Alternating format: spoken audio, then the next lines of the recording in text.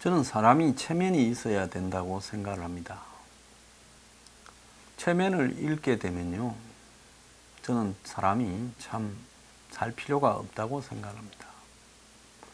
자, 연예인이 정치적 입장을 가지게 되면 거기에 따르는 불이익을 감수를 해야 된다는 것은 기정사실입니다. 특히 한국같이 정권이 바뀔 때마다 정치 바람을 타서 방송국의 사장이고 캐스팅이고 뭐고 다 정권의 눈치를 봐야 되는 사회라면, 정권이 바뀌면 한마디로 이제는 지난 정권에서 득세했던 사람들은 일정하게 뒤로 빠지는 것이 지금까지의 한국의 이 풍토였습니다. 이런 것이 옳은 것이 아니고 잘못됐지만은, 저는 연예인으로서 개그맨이나 배우나 탤런트나 가수가 정치적인 입장을 계속 이야기를 하는 것은 자기가 감수를 하고 가겠다라고 말한 부분이기 때문에 그건 어쩔 수 없는 거라고 보고 있습니다. 배우는 연기력으로, 가수는 이 노래의 수준으로, 개그맨은 웃기는 걸로 승부를 걸어야지, 이 사람들이 각자 자기의 자질, 고유한 자질에서는 좀 문제가 있다 보니까 정치를 이렇게 방향을 틀어서 정치적 발언을 하고 해서 자신의 가수나 배우나 개그맨으로서 입장을 유지시켜 가는 것이 옳은 것이냐? 저는 옳지 않다고 봅니다. 그 사람들의 주업은 자기 분야의 이 특성을 가지고 대중을 즐겁게 하는 거죠. 저 같은 사람은 정치 평론을 하는 사람입니다. 또 정치적으로 나름대로 어떤 색깔과 신념을 가지고 있죠.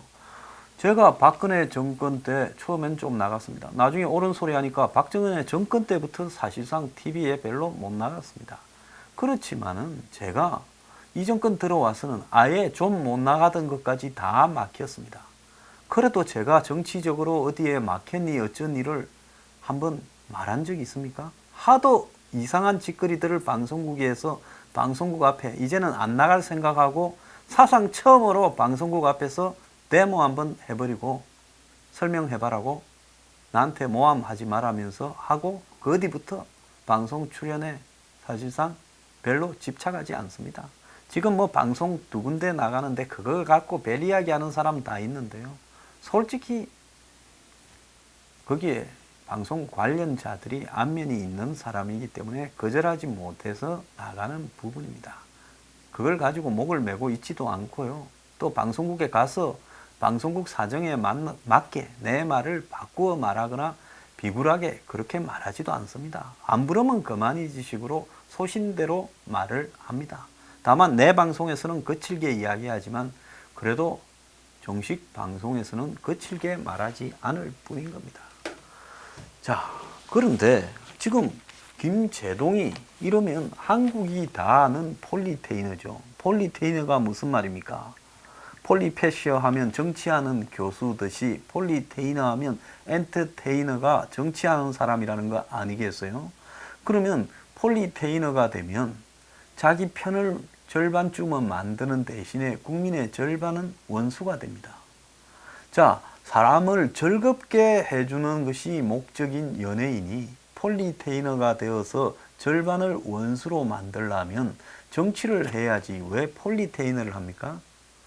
자, 절반쯤이 김제동이 잘한다고 박수 칠지 모르지만 또 다른 절반은 김제동을 보면 혐오를 갖고 정오합니다. 그러면 올바른 연예인의 자세라면 그냥 이쪽에 혐오하는 사람도 없고 그렇다고 뭐 열렬하게 지지하는 사람도 없는 행태로 자신의 능력만 가지고 평가받는 부분이 올바른 거라고 저는 생각을 합니다. 그러지 않습니까? 실력 있는 연예인이 굳이 이렇게 할 이유가 뭐가 있어요? 정말로 정치적 발언을 하고 싶으면 연예인을 포기하고 나는 이제 정치인이라면서, 안 그러면 정치평론가라면서 연예계 선을 긋고 하는 것이 맞는 거 아니냐는 거죠. 왜 자신이 다른 걸로 가지고 올렸던 지명도를 이용해서 정치적으로 끌고 가느냐는 거죠. 이건 아주 잘못된 부분이라고 저는 생각을 합니다. 자, 그런데 대한민국의 가수나 배우나 탤런트나 이런 친구들 보면요, 과거 좌파 정권 때부터 아예 이런 걸 업으로 하고 있어요. 그래 정권 바뀌면 내 5년 10년 쉴 거니까 또 정권 잡았을 때 거의 이 완전히 그냥 봄날이다. 바짝 땡기자. 그러면 솔직히 말하면 평균치 이하의 간당간당하는 이 연예인이 정권 바뀌나 안 바뀌나 상관없이 퇴출되어서 집에 갔을 건데 요즘 개그맨들 한번 보십시오. 개그 프로 자체가 인기가 떨어져서 별로 보지 않고 개그맨들이 공중파나 종편에서 거의 활동 공간이 없어졌습니다. 그러니 유튜브로 와서 먹방을 하거나 뷰티샵 방을 하거나 별의 거를 가지고 다 사람을 끌려고 하고 있지요. 자, 김제동이보다 훨씬 잘 나가던 개그맨들도 설 자리가 없어져 가는 시대인데요. 김제동이는 살아남아서 지금 KBS의 완의 데일리 뉴스 프로를 맡게 됐다고 제가 지난번에 한번 이야기를 했지요. 그래서 김제동 따위를 언급할 필요나 있겠나 해서 말을 안 하려 했는데 오늘 한 언론의 제목을 보고 놀래가지고 이거는 좀 못 참겠다 싶어서 다시 언급을 합니다. 김제동 씨에게 죄송. 시사 토크쇼 오늘 밤 김제동 10일 첫 방 이렇게 나와요. 그래서 오늘 밤에 김제동이가 첫 방송을 하나 처음엔 그렇게 생각을 했고 김제동 씨에게 죄송하다 말은 누가 명예훼손을 했나 했습니다. 근데 제목 다른 꼬라지가 정말 웃기는데요. 이 말은 KBS의 PD가 한 말이랍니다. 그래서 김제동이 프로가 지난번에 KBS 공영노조의 성명이나 반발에도 불구하고 계획대로 쭉 이렇게 와서 섭외 끝나고 이제 녹화까지 한 모양이에요.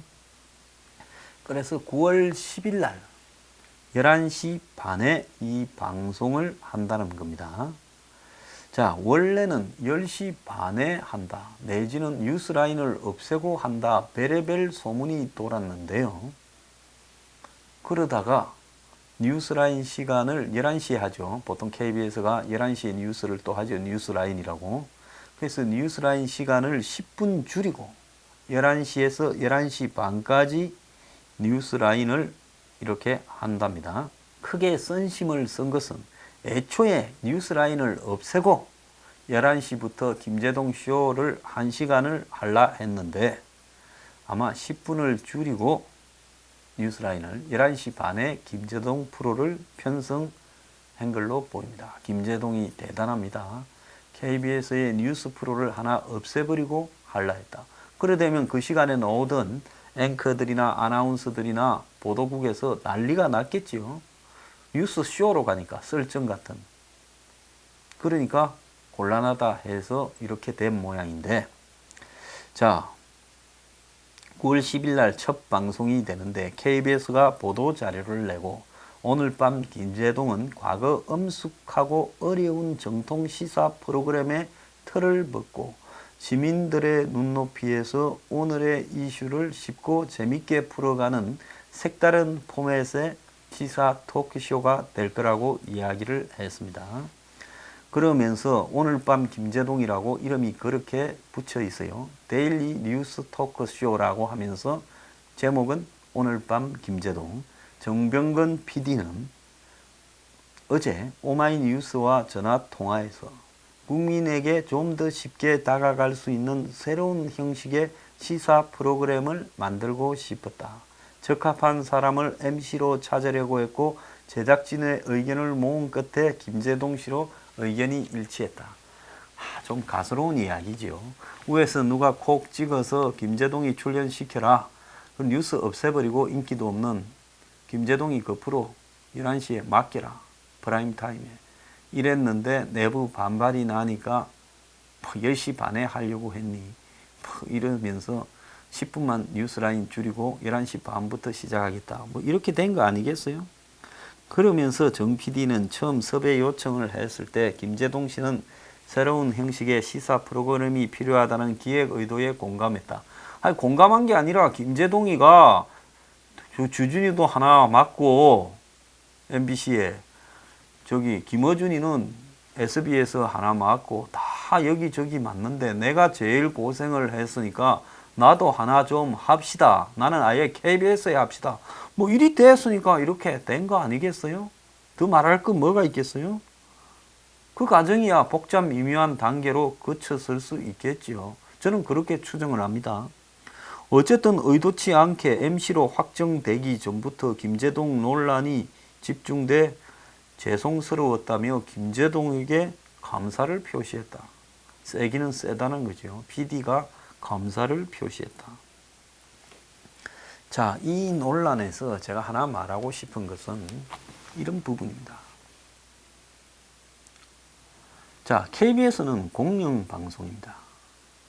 공영방송은 국민의 시청료를 받아서 운영되는 방송입니다. 국민의 시청료를 받아서 운영되는 공영방송이 별도로 필요한 것은 방송이 정치에 휘둘리지 않고 한마디로 국영이라고 하지 않고 공영이라는 것은 정권의 바뀜에 관계없이 한마디로 공공적인 목적으로 운영되는 방송의 형태를 갖고 가야 되겠다 해서 KBS가 공영방송이라고 되어 있습니다. 그런데 거기에 사실 시청률에 비교해서 굉장히 높은 페이를 받지요. 일하는 분들이요. 직원들이 어지간하면 1억이 넘어가지 않습니까? 자, 그렇게 높은 임금을 받고 공영방송을 유지하는 이유는 무엇이라고 생각합니까? 그것은 방송이 다 사적인 목적으로 이익 추구를 하다 보니 하나쯤은 공영방송이 있어서 사회의 균형을 유지하라고 그래서 공영방송을 만들고 공영방송은 정치나 폭력이나 음란이나 그리고 또 폭언에서 좀 자유로운 품위 있는 품격 있는 이런 모범이 되는 방송이 되어야 되지 않겠습니까? 근데 그 시간에 딴 것도 아니고 뉴스 프로에 뉴스 쇼라고 하지만 결국 뉴스 떠드는 거니까 뉴스라고 봐야 되죠. 뉴스 프로에 그리고 KBS가 뉴스 쇼를 굳이 할 필요가 있느냐는 겁니다. KBS는 뉴스만 전달하면 되지요. 일본의 NHK나 영국의 BBC가 그런 세계 대표적 공영방송들이 뉴스 쇼를 하는지 저는 의문입니다. 그런 방송들은 대부분 객관적으로 엄숙한 뉴스 보도와 그리고 해설을 갖다가 하는 그런 방송으로 알고 있습니다. 그런데 그 KBS 공영방송의 이 뉴스 쇼를 하면서 그 뉴스 쇼에 대한민국이 인정하는 정치적 편파성을 띤 사람이 출연을 해서 MC를 보고 매일 출연한다? 그게 옳은 겁니까? 그건 공영방송이 아니라 좌편향 방송이죠. 김제동이 좌편향이라는 것은 그건 옳고 그르고를 떠나가지고 대한민국 국민들 대다수가 아는 바입니다. 자, MBC나 SBS가 김어준을 내세우든 주진우를 내세우든 그런 거는 그냥 그렇다 칩시다. 돈벌이를 해야 되는 방송이니까 앞으로 살기 위해서 정권의 눈치를 좀 봐야 되고 약점도 있다 보니 정권의 비를 맞춘다고 정권이 홍보하는 사람을 땡겼다고 공중파가 그랬다고 억지로 이해를 해봅시다. 그런데 KBS는 그렇게 해서는 안 된다는 거예요. 자, 그러면 김제동을 볼 때마다 스트레스를 받는 사람들, 그의 정치 편향적 발언을 대해서 신물이 나 있는 사람들은 KBS에 시청료를 내야 됩니까? 말아야 됩니까? 이런 법이 어디 있어요? 자, 한국당 의원들은요, KBS 시청료를 전기료 내는데 포함시키지 말고 적십자 요금처럼 별도로 집에 고지서가 날라오게 해서 내기 싫은 사람은 안 내도 처벌하지 못하도록 해야 되는 거 아니냐는 겁니다. 그러잖아요. 적십자 회비 고지서는 집집마다 별도로 날라가잖아요. 그러면 내고 싶은 사람만 내는 것이지 적십자사가 실제로 한국의 어려운 부분을 위해서 세계의 어려운 재난을 위해서 노력하기보다 대북 정치만 한다면 적십자 나는 필요 없다고 본다 하는 사람은 적십자 회비 안 낼 수도 있는 거 아닙니까? 마찬가지로 KBS가 나는 공영방송으로 기능을 상실했다고 생각하는 사람은 KBS 시청료를 안 내면 되죠. 또 KBS가 ETV라 해서 과거 TBC 방송을 갖고 온 부분은 이 상업방송으로서 SBS나 MBC하고 똑같이 하고 있잖아요. 굳이 KBS의 시청료를 따로 내야 되는 이유는 뭔지. 그러면 철저하게 KBS1은 독립을 시켜서 공영방송으로 운영을 해야 되는 거 아니냐는 겁니다. 지금 이 정권이 바뀌고 난 뒤에 이 공중파나 종편의 예능 프로도 정치인이나 정치인의 자녀들이나 정치인 부부가 기어 나와서 정말로 사람들을 불편하게 만드는 일이 한두 가지가 아니었습니다. 이재명 시장 부부도 얼마 전에 나왔고 또 민주당의 국회의원 아들도 계속 나오고 있고 뭐 그런 게 한두 건입니까? 그래서 또 예능도 정치처럼 하고 있어요. 무슨 해외를 달리는 예능 프로에 거기에 무슨 얄팍한 입시용 무슨 역사 해설가가 나와가지고 떠들어대는데 그 내용을 보면 특정한 편향이 가득 담겨 있는 해설을 가는 데마다 하고 있어요. 그래서 이제는 예능 프로도 시사와 연관시켜서 특정한 좌파적 성향을 예능 프로를 통해서 꼽으려고 굉장히 노력하고 있다는 모습이 곳곳에 보입니다. 그런 것도 역겨워서 전체 TV 시청률이 갈수록 떨어지고 종편 시청률도 떨어지고 이러면서 대중들은 돈을 주고 보는 유료 방송이나 더 나아가서 유튜브를 보고 있다는 것이 지금 보편적인 현상 아닙니까? 그 부분에 대해서 시청률이 떨어지고 있다는 것은 여러 가지로 이미 검증이 되고 그 통계가 나오고 있어요. 자, 그런데 KBS 1까지 김제동을 출연시켰다면 이제 KBS는 공영방송으로 기능을 상실했다. 한국당은 시청료를 전기료에서 분리해라. 이제 이렇게 가야 되는 겁니다. 이거 말고 더 할 이야기도 없어요. 입이 아픈 이야기입니다. 어제 중앙일보에 문재인 지지율이 21% 빠졌는데 한국당 지지율이 1%도 안 뛰었다라는 보도도 나왔습니다. 또 다른 여론조사에는 이 문재인과 민주당 지지율이 빠지니까 한국당 지지율이 반등했다라는 부분도 있고 또 다른 부분에는 한국당 지지율이 뭐 크게 떨어지지는 않았지만 별로 변하지 않고 있다라는 이야기도 있습니다. 이것은 여론조사 회사에 따라서 한국당 지지율이 차이가 크게 나니까 벌어지고 있는 현상인데요. 문제는 객관적으로 보자면 한국당 지지율이 문재인 정권 지지율이 떨어지는 만큼 올라가지 못하고 있다는 것은 분명한 사실이고 지금 지난 대선 이후 지금까지 한국당의 지지율이 계속 지금 20%가 못 되는 선에서 19%에서 11% 사이에 머물고 있다는 것은 분명한 겁니다. 김병준 비대위가 출범했음에도 불구하고 비대위 직전과 비대위 이후의 지지율 변화가 별로 없다. 지금 경제의 전방위로 또 남북관계의 전방위로 빨간 신호가 들어오고 석탄 밀수 사건이 터져서 문재인은 어떤 조사에는 50대 초반까지 떨어져서 한때 70%, 78%, 80%까지 갔던 데 비하면 30%가량 떨어지는 상황에서 적어도 한국당은 10% 이상 15%까지는 올라가서 지금 한 30% 언저리에는 머물러 있어야 되는데 전혀 그렇지 못하다는 겁니다. 그래서 대통령 지지율이 떨어지면 제1야당의 지지율은 올라간다라는 부분이 전혀 지금 그러지 못하고 있다. 그래서 지금 6월 달부터 지금까지 갤럽 조사에 의하면 6월 둘째 주에 한국당 지지율이 14%인데 지금 한국당 지지율이 11%라는 부분은 지금 갤럽 조사에 의하면 정의당이 16%라는 거예요.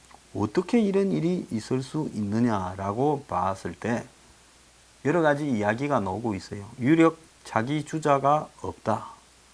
또 한국당이 집토끼와 산토끼 사이에 왔다 갔다 하면서 고정 지지층도 별로 지지를 안 하고 또 중도 보수층도 별로 지지를 안 하는 지금 진로에 큰 모순이 생기고 있다.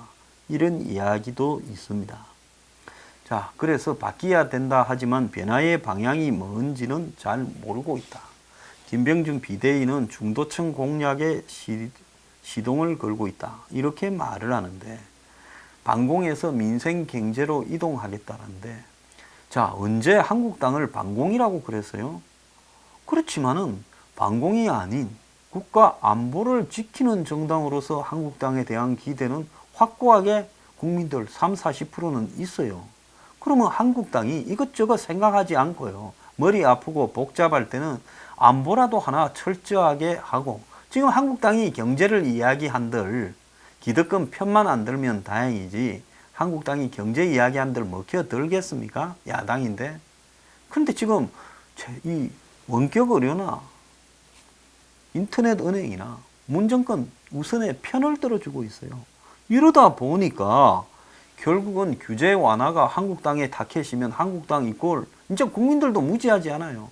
소수의 특권층의 대변인 역할을 하지 않냐라는 의문까지 받고 있는 겁니다. 그럼 이것저것 복잡하면 입을 딱 다물고 안보 투쟁이나 열심히 하든지요. 그리고 문정권 경제 실정에 대해서 비판을 하고 문정권의 안보적 색깔에 대해서 비판이라도 제대로 하면 될 거 아닙니까? 자, 김병준 비대위가 부산을 방문하고 당직자 세대 교체를 하고 특갈비를 폐지하는 데 앞장서고 북한의 석탄에 앞장서고 국민연금 공세를 하고 이런 부분이 중요한데요. 진짜로 중요한 부분은 그런 게 아니라는 겁니다. 자, 리얼미터 조사에서는 한국당의 지지율이 몇 달 전보다 17.6에서 19.2로 1.6% 올랐고 갤럽에서는 14에서 11로 이렇게 3% 떨어졌습니다. 제가 여기에 또 3%라고 하니까 3포인트라고 해야 된다. 이렇게 말씀하는 분도 계신데요. 그냥 알아먹으면 이런 거는 좀 넘어갑시다. 저한테 너무 많은 거를 요구하지 말기를 바랍니다. 그거 좀 너무 이렇게 보고 뒷글을 잡고 싶거나 자꾸 지적을 하는 것도 좀 제가 볼 때는 문제라고 봅니다. 세상에 당신도 알고 저도 알면 그냥 넘어가면 되는 거지요. 그걸 포인트라고 하면 나이 드신 어른들은 그러면 뭐라고 알아듣겠습니까? 자, 그런데 한국당이 인물이 부재하다는데 이 인물이 갑자기 생길 리도 없어요. 제가 볼 때는 없지요. 부재한 게 아니라. 그래서 없다라는 걸 인정을 해야 되는 겁니다. 그러면 새로운 환골탈태해서 벼락을 한번 맞고 정신을 차리는 사람이 나와야 되는데 과연 그럴 수 있을 건가? 아젠다가 부재하다는 거 하루 이틀 된 일이 아니지요. 이미지 회복의 난항이라는 것도 집구석 싸움에서 그리 된 거 아닙니까? 그러면 이럴 때는 딱 투쟁 한 가지에 몰두해야 됩니다. 지금 북한 석탄 밀수 투쟁에 한국당이 나서서 국정조사를 통해서 이걸 까발리기만 해도요. 제가 장담을 하는데 30%까지 갈 수 있어요. 지지율이 2달 안에요. 그러면 적어도 여권의 친북 종북 성향이나 또 경제는 엉망으로 만들면서 북한 석탄 밀수를 도왔다. 이런 부분에 대해서 용납하지 못하는 국민들, 상식적인 국민들이 상당수 있다. 그들의 지지를 모으는 쪽으로 일단 가고요. 그래서 지지를 좀 올려놓고 그 다음에 아젠다를 어떻게 할 건지 이런 걸 생각을 해야 되고, 제가 하나 더 하고 싶은 것은 문정권의 9월 정기국회에서 원격 여론이나 인터넷 은행에 표결에 찬성해 주면서 둘러리 있으면요, 한국당은 제 장담컨대 아주 오랫동안 지금 헤매게 될 겁니다. 지금 젊은 층이나 생각이 있는 층에서요, 문재인이 이런 부분을 하는 데 대해서 굉장히 분노하고 있습니다. 이걸 좌우의 아젠다라고 받아들여서 검을 끊는 부분에 바람을 잡는 사람이 수구 구득권 꼴통들이에요. 그 사람들 몇 프로 되겠어요? 그 사람들 믿고 한국당이 정치합니까? 정상적이고 상식적인 보수로 가야 되죠. 한국당 이 두 가지만 제대로 정신 차리면요, 지지율 올라갑니다. 참 별로 기대는 안 합니다. 그런데.